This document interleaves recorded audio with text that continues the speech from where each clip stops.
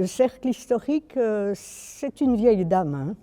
C'est une vieille dame qui va bientôt avoir 50 ans, en 2023.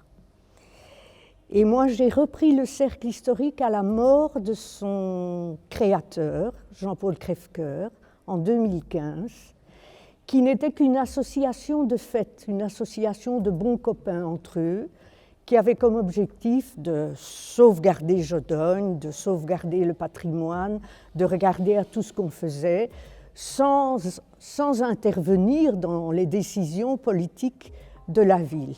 Et j'ai repris ce cercle historique en 2015 où j'en ai fait une ASBL. Pas toute seule évidemment, mais avec une quarantaine de membres à ce moment-là. Nous n'étions plus que 6 à la mort de Jean-Paul Crèvecoeur, malheureusement, et nous sommes maintenant une bonne quarantaine. Nos projets, nous en avions plusieurs. D'abord, la réédition de Jodogne pendant la guerre 40-45, que nous avons fait. Ça, nous avons réussi à le rééditer avec l'aide de la province de Brabant-Wallon, parce que nous n'avons pas d'argent, nous ne sommes pas subsidiés, donc une aide comme celle que nous avons reçue était vraiment très, très précieuse. Nous l'avons fait, et à cela était associée l'exposition sur 40-45 que nous allions organiser au CEPES et avec un gros coup de pouce du centre culturel.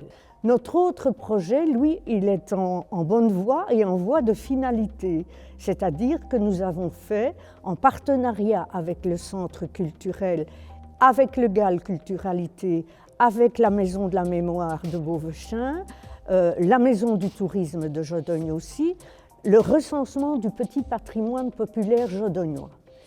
Ce bouquin, ce fascicule, qui est quand même un fascicule de 130 pages, va sortir fin avril et sera présenté à la presse. Là, nous avons recensé partout dans Jodogne et dans les petits villages tout ce qui faisait le petit patrimoine. Petit patrimoine, c'est une planche de porte. C'est un grattoir, là on enlevait les crottes des bottes avant d'entrer dans les maisons. C'est une encre de maison, c'est un vitrail, c'est tout ce qui est petit et qu'on passe à côté sans le voir. Oh oui, et quelle anecdote on a eue. Entre les 2 confinements, enfin, le premier confinement on le connaissait, le deuxième on l'a connu par après, on a eu une période de relâchement, de déconfinement.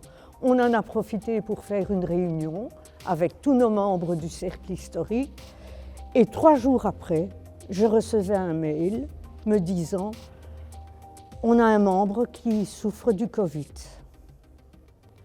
Donc on s'est senti mais vraiment très très mal, on s'est dit « Mon Dieu, c'est notre réunion qui a provoqué la propagation de ce Covid parmi nos membres ». Il nous a fallu 1 semaine et demie avant d'avoir les résultats des analyses de cette personne pour savoir que c'était tout simplement une inflammation urinaire et pas le Covid. On a poussé un ouf de soulagement, on s'est dit, bon Dieu, on aurait pu être la cause là, d'une propagation de 25 personnes malades.